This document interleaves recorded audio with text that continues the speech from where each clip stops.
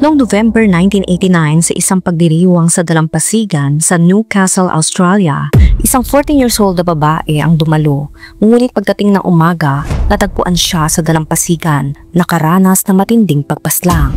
Ang pangalan niya ay Lily at ang kanyang pagkasawi ay maglalantad ng isang nakakakilabot na karahasan sa kabataan, katahimikan ng komunidad sa kabila ng lahat at ang hustisyang naantala.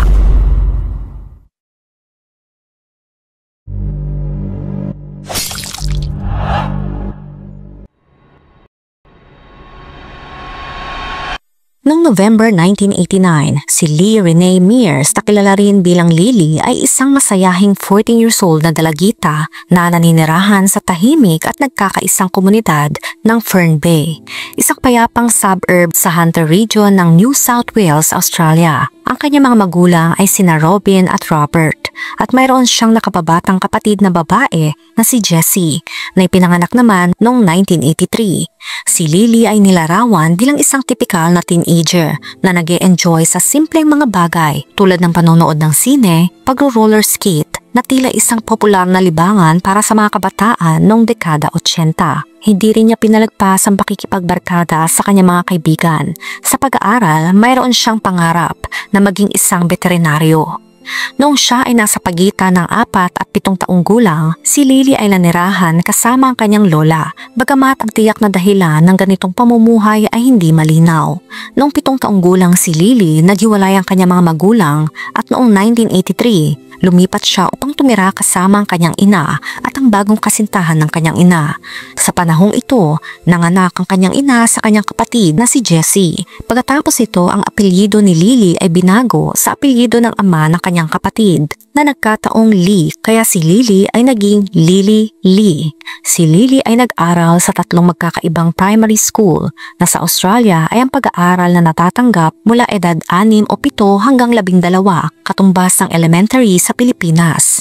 Ang magkaroon ng 3 paaralan sa loob ng 7 taong panahon ay medyo madami na nagpapahiwatig na sa pagitan ng kanyang tinitirhan at pag-aaral, si Lily ay madalas na lumipat noong kanyang kabataan. Noong November ng 1989, si Lily ay naninirahan sa Fullerton Road sa suburb ng Fern Bay sa loob ng 9 na buwan. Kasama pa rin ang kanyang ina, ang kanyang kapatid na si Jessie at ang kanyang stepfather na si Moroder Sherman. Sa panahong ito, si Lily ay nasa ika-8 grado sa Newcastle High School. Noong Biyernes, November 3, 1989, isang batang lalaki na nagngangalang Jason Robertson na nag-aaral sa parehong high school ni Lily ay nagdiriwang ng kanyang ika-16 na kaarawan sa North Stockton Surf Club. Ang dating surf club na ito ay isang gusali sa kalapit na suburb ng Stockton na madalas na inuupahan para sa mga okasyon tulad ng mga birthday party at iba pang katulad ng mga kaganapan. Dahil ito ay isang surf club, ang gusali ay matatagpuan mismo sa tabi ng isang dalampasigan. Inibitahan ni Jason Robertson ang humigit kumulang 50 na katao sa pamamagitan ng mga nakasulat na imbitasyon.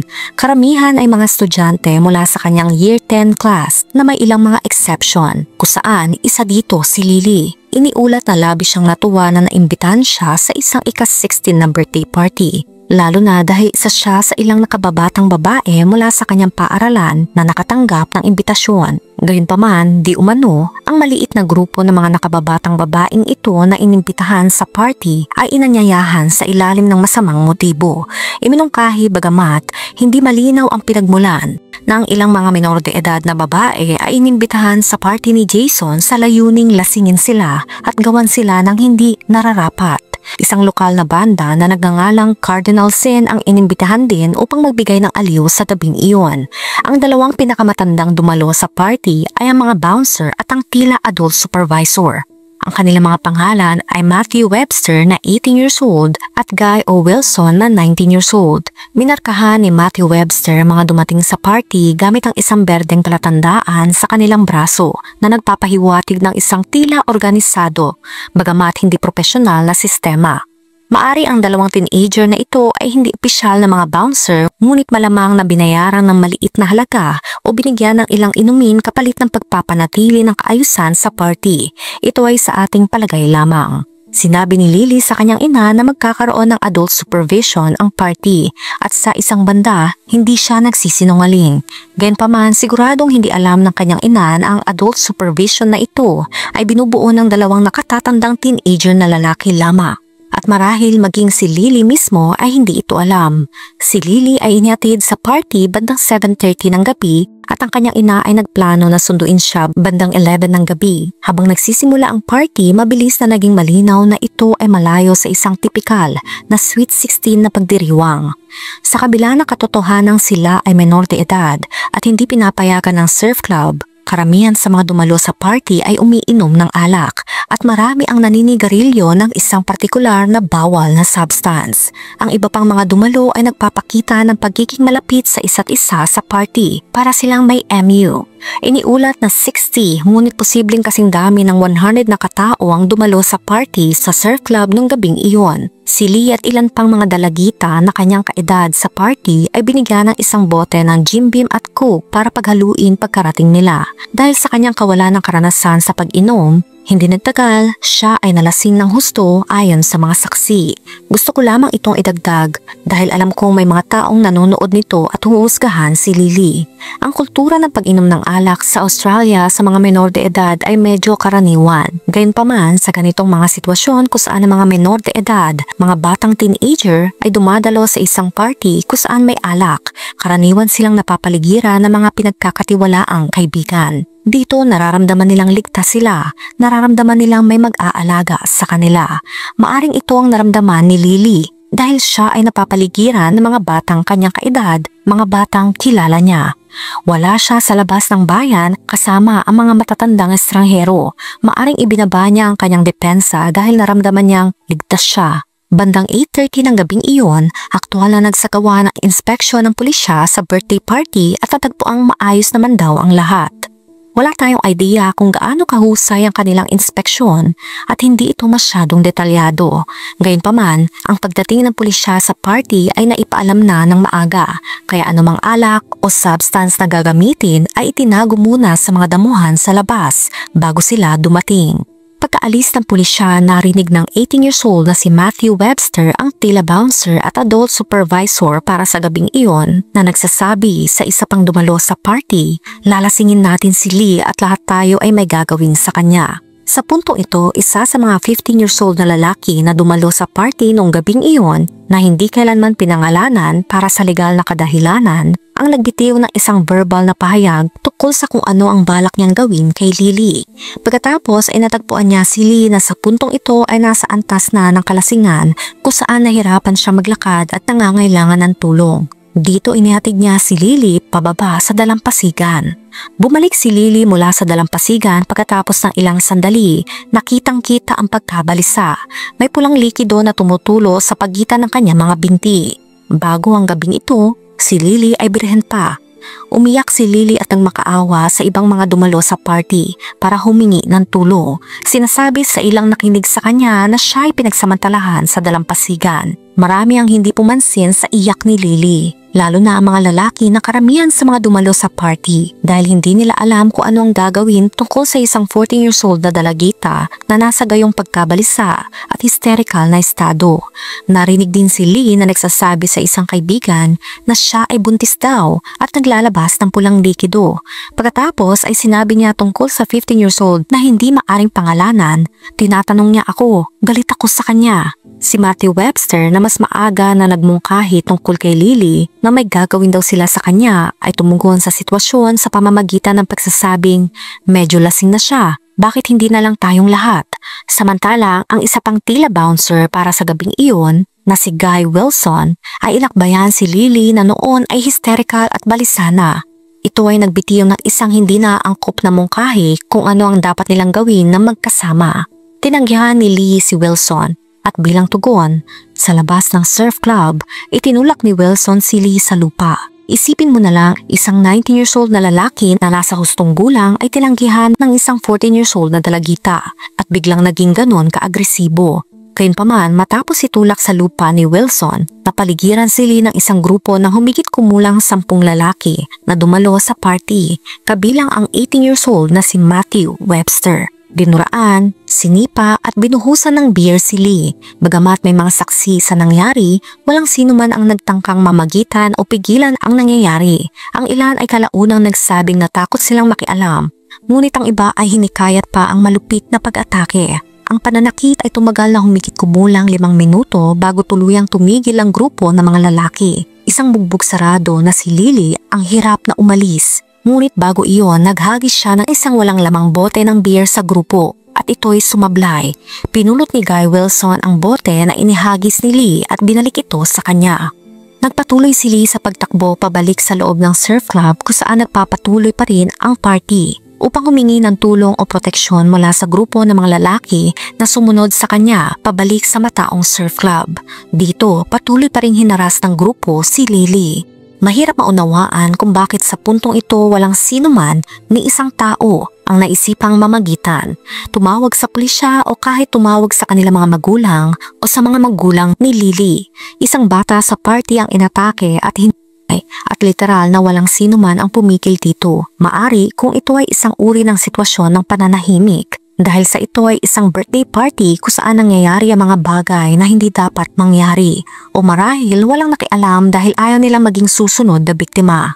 Lalo na dahil ang 18 at 19 years old na mga bouncer ang tila mga bully pa o nagsimula ng sitwasyon. Bandang 10:30 ng gabing iyon, ilang kaibigan ni Lee ang nag-alok na ihatid siya pauwi o tawagan ng kanyang mga magulang. Tinanggihan ni Lee ang kanilang mga alok. Huling nakita si Lee na umaalis sa surf club na mag-isa at naglalakad patungo sa dalampasigan.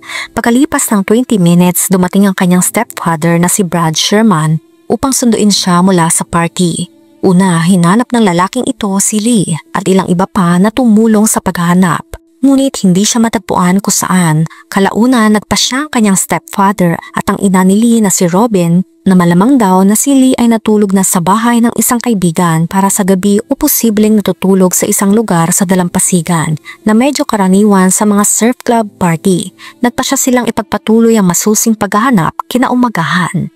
Nang dumating ang umaga, sinimulan ng ina at stepfather ni Lee ang paghahanap sa kanya dahil hindi pa rin siya nakakabalik mula sa party. Ilang tao ang naroroon sa party nung nakaraang gabi ang tumulong din sa mga magulang ni Lee sa paghahanap. Hindi nagtagal, natanaw ng isang naghahanap ang kanilang inakala na isang manika. Ngunit sa katunayan, ito ang malamig at bugbog na labi ni Lily. Ito'y nakahiga sa mga buhangina ng dalampasigan. 90 na metro o 300 na talampakan mula sa surf club. Isang imbitasyon sa party na labis niyang ikinatuwa ay nakatago pa rin sa kanyang bulsa. Natagpuang nakasuot lamang si Lee ng kanyang Dunlop Valley shoes at kanyang kulay rosas na medyas, habang ang kanyang shorts at panloob ay nakababa sa kanyang mga paa. Ang kanyang shirt at jumper parehong basang-basa sa alak, pati na rin ang kanyang bra ay natagpuan sa malapit. Ang mga kawit ng bra ni Lily ay baluktot at sira na nagpapahiwatig na ito ay sapilitang tinanggal. Malapit sa pinangyarihan ay may mga halaman at isang malaking batong may timbang na 5 kilo na nabahira ng pulang likido. Mayroon ding mga patak ng pulang likido sa paligid ng lugar kung saan natagpuan ang kanyang labi. Napag-alaman sa autopsy na bagamat inatake sa lieg si Lily nung gabing siya ay pinaslang, hindi ito ang sanhi ng kanyang pagkasawi. Natagpuang nabasag ang kanyang bungo at nagkaroon siya ng pinsala sa utak na pinaniniwala ang sanhi na malaking batong natagpuan sa pinangyarihan. Pinaniniwalaang ito ang malamang na bagay na ginamit upang siya ay magkapinsala. Ilang beses na pinupok si Lily gamit ang mabigat na bato. Kasama sa iba pang pinsalang natamo niya ay ang pinsala sa kanyang panga, tadyang, atay at kanang bato.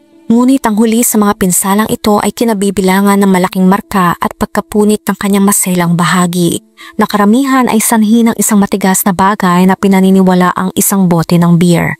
Nagsimula ang investigasyon sa pamamagitan ng pagtanong sa mga dumalo sa birthday party. Nasa kabuuang 150 na katao ang na-interview.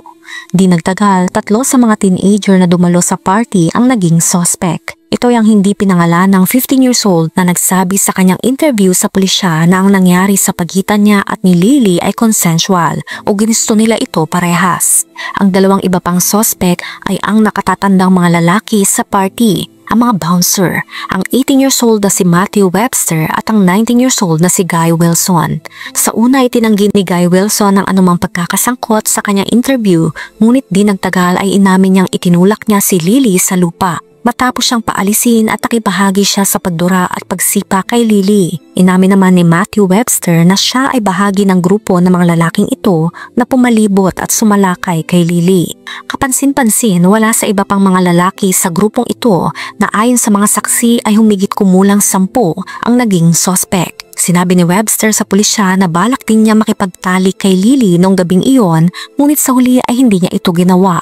Bagamat narinig siya ng mga saksi sa party na tinatawag si Lily sa isang mapanirang pangalan at nagsabing lahat tayo ay gagawa sa kanya. Pagkatapos ay sinabi niya sa pulisya na umalis siya sa party upang pumunta sa isang pub. Bago niya binago ang kanyang kwento at sinabing umalis siya sa party upang maglakad-lakad. Kinuha mga sample ng pulang likido mula sa 3 suspect, pati na rin ang mga sample ng damit na kanilang suot noong gabing nasawi si Lily. Gayunpaman, sa simula ay binigay ni Matthews ang ibang set ng damit, hindi ang kanyang suot noong gabi ng party. Dapat ding tandaan na hindi pinaniniwalaan na may anumang DNA testing na isinagawa sa mga sample ng pulang likido o damit. Pinaniniwalaang ang pagkuha ng mga sample ay isang pananakot na taktika lamang upang makakuha ng pag-amin. Noong 1989, ang DNA testing ay hindi karaniwang ginagamit di tulad ngayon at ito ay isang bagong teknolohiya at kahit noon ay hindi pa ito masyadong maunlad. Ayon naman sa lola ni Lily nang tanungin niya ang tungkol sa resulta sa pagsusuri sa Scotland Yard, ang lugar kung saan di umano'y pinadala ang mga sample ng pulang likido at damit, ipinaalam sa kanya na hindi nila natanggap ang mga ito para sa pagsusuri sa loob ng taktang panahon. Ang tanging mga bagay na nakumpirmang may kaunayan sa kaso ay ang mga personal na gamit ni Lily at ang batong ginamit sa pag-atake.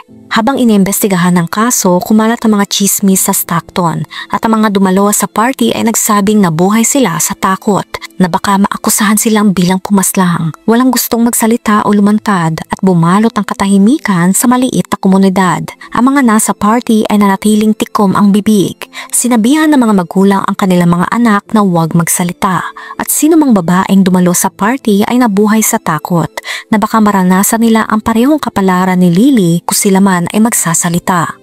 Umabot na sa suktulan ng mga chismis ng isang punto na ang mismong stepfather ni Lily ay naging suspect. Ang lokal na komunidad ay nagsimulang maghinala na ang stepfather ni Lily ang responsable at kumalat ang mga malalaswang chismis tungkol kay Brad Sherman at kung ano di umano ang ginawa niya kay Lily. Noong una, si Matthew Webster ay kinasuhan ng pananakit kay Lily at pagbibigay ng pinagbabawal na substance sa mga menor de edad sa party. Pinalaya siya sa piyansa at sa panahong ito, muli siyang napasama sa gulo. Inakusahan si Webster ng isang grupo ng 4 na lalaki na siyang pumaslang kay Lily. Sa kabila ng katotohanang hindi pa siya kinakasuhan, siya ay nawalan ng kontrol at sinaktan ang isa sa kanila. Ang stepfather ni Lily ay nakaranas din ng katulad na sitwasyon kung saan nawalan siya ng kontrol sa isa sa mga pinaghihinalaang pumaslang sa kanyang stepdaughter. Inatake ni Brad Sherman si Guy Wilson matapos sabihin ni Wilson kay Sherman na ang nakababatang kapatid ni Lily na si Jessie ang susunod. Si Brad Sherman ay kinasuhan sa pananakit at umamin na guilty. Binigyan siya ng 12 months na good behavior bond at ang hatol ay hindi na itala dahil sa katotohanang siya ay na-provoke. Ang pagtalakay ng media sa pagkasawi ni Lily noong panahong iyon ay napakalaki sa Australia, lalo na sa South Wales. Ang publiko ay nabighani sa kaso ni Lily. Inakala nilang kawili-wili ang mga taong sangkot dahil sa kanilang murang edad at inakala nilang ang kwento ng nangyari ay tunay na kawili-wili, ngunit nakakatakot din. At syempre, kung ang publiko ay nabighani sa isang kaso, patuloy itong tatakpan ng media at nangyari nga ito. Noong sumunod na taon, noong February ng 1990, si Matthew Webster ay sumasailalim sa kanyang ikatlong interview sa pulisya nang sa wakas ay inamin niyang pinaslang niya si Lily. Tila biglaan at walang nag-udyok. Sinabi niya, "Well, ginawa ko ito, ngunit hindi ko lang maisip na nangyari ito, hindi ka panipaniwala." Nakatanggap ang pulisya ng maraming kritisismo kasunod ng pag-amin ni Webster. Sa kabila ng katotohanang si Webster ay unang nagsinungaling sa pulisya tungkol sa kanyang kinaroroonan nung gabing nasawi si Lily na nangangahulugang mayroon siyang sapat na panahon o sapat na pagkakataon upang paslangin si Lily at halos inamin niyang balak niya makipagtalik sa isang menor de edad pa. Sa kabila ng lahat ng ito, inaabot ang pulisya ng 3 buwan bago siya kasuhan sa pagkasawi ni Lily. Ayon kay Webster, ang mga pangyayari nung gabing nasawi ang dalagita ay naganap tulad ng sumusunod. Sinabi ni Webster na hinahanap niya ang kanyang taguan ng beer sa mga buhanginan sa dalampasigan. Nang makita niya si Lily na naglalakad ng mag-isa, sinabi niya na tinangka niyang may mangyari sa kanila ni Lily, ngunit tinanggihan nito ang kanyang mga pagtatangka. Dito sinasabi ni Webster na nawala ang kanyang pagtitimpi, hinawakan niya si Lily sa leeg at kinaladkad sa mga halamanan kung saan niya tinanggal ang mga damit nito. Si Webster na humigit kumulang 110 kg or 243.5 pounds ay madaling nadaig ang maliit na 14 na taong gulang na si Lily. Sinabi ni Webster, sa tingin ko hawak ko ang kamay niya at ang kamay ko ay nakalagay sa kanyang lalamunan para hindi siya makagawa ng ingay. Sa tingin ko tinanggal ko ang kanyang pang-itaas na damit at gumulong siya. Sinimulan niyang gumapang palayo at hinawakan ko siya sa paa at hinila pabalik. Pagkatapos ay hinila ko pababa ang kanyang pantalon. Sinabi pa ni Webster na natakot siya na isusumbong siya ni Lily kaya nagpasya siyang paslangin na lang ito. Sinubukan ni Webster na hawakan ang leeg ni Lily, ngunit nang hindi ito gumana, kinuha niya ang isang mabigat na bato na malapit at ginamit ito kay Lily. Dito agad na nasawi ang dalagita. Pagkatapos ay tumayo si Webster at umalis. Naghugas ng kamay sa isang gripo sa kalapit na ramp ng bangka at nakauwi bago mag-11 ng gabi. Ang unang kinasuhan sa mga pangyayari noong November 3 ay ang hindi pinangalan ng 15 years old na nakipagrelasyon kay Lily sa party. Umamin siya na guilty sa pakikipagrelasyon sa isang menor de edad at nakatanggap ng 6 na buwang pagkakakulong sa isang detention center na noong panahong iyon ay ang pinakamataas na sentensya para sa isang batang lalaki na kanyang kaedad. Ito ay kalaunang ibinaba sa 100 oras na community service. Sinabi ng hukom na nagbaba ng sentensya ng batang lalaki na ang ebidensyang ipinakita sa kanya ay nag-obliga sa kanya na matuklasan ng mga pangyayaring noong gabing iyon ay consensual at mahalagang mas gugustuhin niya makitang magamit ng maayos ang akusado sa komunidad. Dapat ding tandaan na inamin ng hindi pinangalan ng sospek ang pakikipagrelasyon sa iba pang mga menor de edad na babae sa party noong gabing iyon. Ngunit walang naisampang kaso kaugnay ng mga pag-amin na ito. Ang katotohanang natuklasan ng hukom na ang relasyon sa pagitan ng hindi pinangalan ng 15 years old at ni Lily na consensual ay isang negatibong punto sa pananaw ng media at publiko kay Lily at sa mga pangyayaring naganap noong gabing iyon. Noong March ng 1990, si Guy Wilson, ang isa pang bouncer sa party, ay sinentensyahan ng 6 months na pagkakakulong para sa simpleng pananakit. At noong October 24, 1990, si Matthew Webster naman ay umaming guilty sa pagpaslang kay Lily. Sa puntong ito, ang mga kasong may kinalaman sa tangkang pangahalay ay ibinaba na. Malamang kapalit ng kanyang pag-amin na guilty. Ang isang pinagtatalunang punto sa kasong ito ay ang katotohanang tinanggap ng pulisya ang pag-amin ni Webster na guilty nang walang pagdududa. Sa kabila ng katotohanan na may ilang antas na ebidensya na nagtuturo sa posibilidad na meron pang ibang salarin. Halimbawa, mayroong maliliit na pagkakaiba sa bersyon ng mga pangyayari ni Webster. Sinabi niyang ginamit niya ang kanyang kaliwang kamay upang atakihin si Lily. Ngunit ang mga marka sa kanyang leeg ay nagpapahiwating na isang individual ang gumamit ng kanang kamay sa leeg ni Lily. Sinabi rin ni Webster na naglakad siya palayo ng dalampasigan sa isang maliwanag na kalye upang maghugas ng kamay pagkatapos ng pagpaslang. Gayong literal siyang nasa dalampasigan, malapit sa tubig sa kadiliman. Literal na maaari siyang maglakad sa tubig at hugasan ng anumang ebidensya ng gabing iyon. Gayun din, ang hindi pinangalan ng 15 years old at si Guy Wilson ay may mga alibay sa oras na pinaslang si Lee. Ngunit ano kaya ang motibo ni Webster para pagtakpan ng alinman sa dalawang taong ito? Isa rin misteryo kung sino ang sanhi ng pagkasira ng maselang parte ni Lily. Kahit pa sinasabi ng hindi pinangalan ng 15 years old na ang nangyari ay consensual at sinasabi rin ni Webster na daliri lamang niya ang ginamit. Ang mga pinsalang natamo ni Lee sa kanyang bungo ay nagmula rin sa iba't ibang direksyon at posibleng sanhi ng iba't ibang bagay na nagpapahiwatig ng pangalawang salarin. Ang ilang teorya ay tumuturo sa buong grupo ng mga lalaki na pumalibot kay Lily. Dumura sa kanya at sinipa siya, nasangkot sa pagpaparusa sa kanya dahil sa pagtangging makipagrelasyon sa kanila. At pagkatapos ay pinaslang siya upang pigilan siyang iulat ang insidente. Gayunpaman, ito ay isa lamang teorya. Iginiit ni Matthew Webster na siya ay kumilos na mag-isa at hanggang ngayon ay nanindigan siya sa kwentong iyon. Sa korte, ang hukom ay binigyan lamang ng ebidensya mula sa postmortem examination. Natubugma sa teorya na si Matthew Webster lamang ang maaring sangkot o na isang partido lamang ang maaring sangkot. 5 character witness ang nagboluntaryo na tumistigo para kay Webster sa paglilitis na nagsasabi sa korte na si Matt, gaya ng tawag sa kanya dahil sa kanyang malaking pangangatawan, ay isang gentle giant mula sa isang mabuting pamilya. Sa paghatol, binanggit ng hukom ang kakulangan ng pangangasiwa ng magulang sa ika-60 na birthday party na pinupuna ang mga sangkot. Ito rin ay isang katotohanan ng kaso na itinampok sa media. Nais malaman ng mga tao kung bakit walang pangangasiwa ng magulang sa isang birthday party kung kailan malinaw na kailangan ito. Sa huli, si Webster ay sinentensyahan ng 20 years na pagkakakulong na may 14 years non-parole period. Sinabi ng hukom na naghatol na ang haba ng sentensya ay dahil sa magandang pagkakataon ni Webster na magbagong buhay. Kaya tatalakayin natin ng maikli ang katotohanan ang mga tunay na tao lamang ang kinasuhan. Ngunit hindi bababa sa 10 lalaki ang pumalibot kay Lily nang inabuso siya. Mahirap banggitin ang katotohanan na walang sino man ang kinasuhan sa pagbibigay ng alak. Ang iba pang mga kaso ay binaba laban kina Matthew Webster at sa hindi pinangalan ng 15 years old. Walang sino man ni isang individual ang kailanman kinasuhan sa kay Lily. Ayon sa ina ni Lee na si Robin, sinabi niya nang tanungin niya ang isang detective sa kaso ng kanyang anak kung bakit walang ibang sangkot na kinasuhan, tinanong siya nito kung alam niya kung magkano ang gastos sa pagsasagawa ng isang investigasyon. Matapos sentensyahan si Matthew, nagpatuloy ang pagkabighani ng media sa kaso.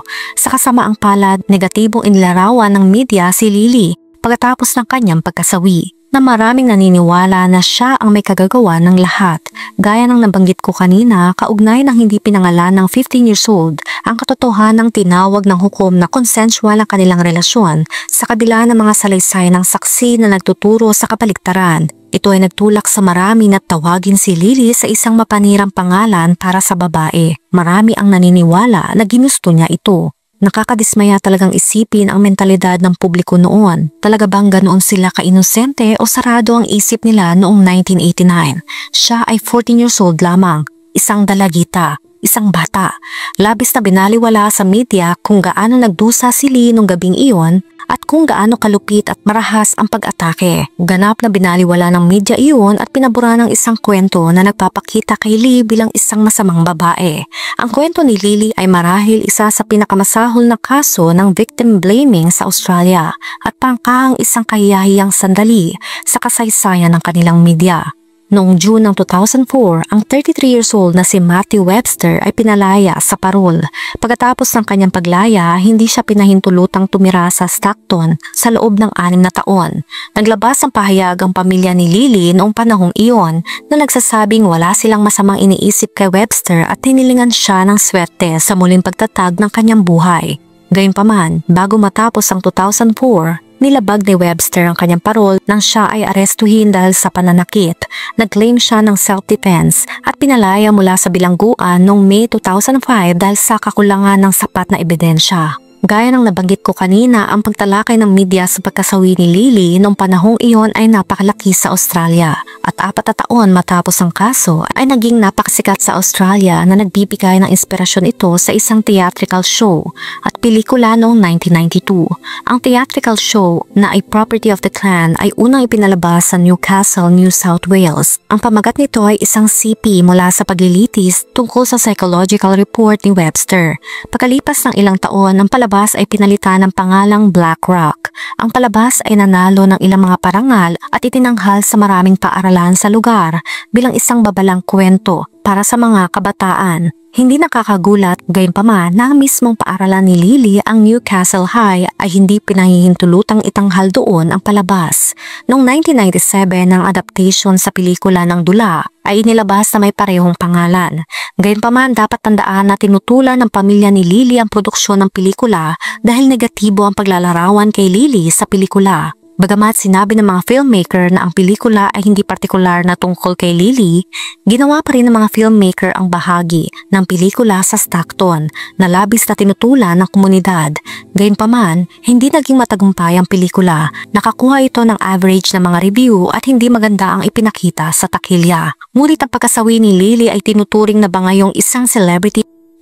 Noong 2019, sinimula ng ina ni Lily ang isang kampanya upang muling buksan ang investigasyon lalo na dahil walang sino man ang kailanman kinasuhan noong taong 1994. Gayunpaman, tinanggihan ng Royal Commission ang muling pag-iimbestiga sa kaso ni Lily noong 1995. Ngunit mayroong ding maliit na tagumpay. Ang pamilya at pulisya ay naghain ng apela laban sa orihinal na nagbabayad ng kompensasyon sa biktima. Pinagtibay ni Judge Joseph Moore ang apela at sinabing ipinakita ng ebidensya na si Lee ay hindi nga nagbigay ng pahintulot sa hindi pinangalan ng 15 years old na makipagrelasyon sa kanya sa dalampasigan noong gabing iyon. Kinilala rin niya na ang mga gumawa ng katulad ng mga pagkakasala laban kay Lee ay hindi kailanman nahatulan. Ang ina ni Lee ay ginawaran na mahigit $134,000 bilang kompensasyon noong 1996. Noong 1996 din, inanunsyo na ang pagkasawi ni Lee ay rerepasuhin ng New South Wales Crime Commission na nagsasabing ang kanilang pagrerepaso ang magiging isang pagkakataon upang itama ang mga kakilakilabot ng pagkakamali na nangyari noong gabing nasawi si Lily. Gayunpaman, noong 1997, itinigil ng ina ni Lee ang kanyang laban upang muling buksan ang investigasyon dahil sa pagod at para na rin sa kanyang sariling kapakanan.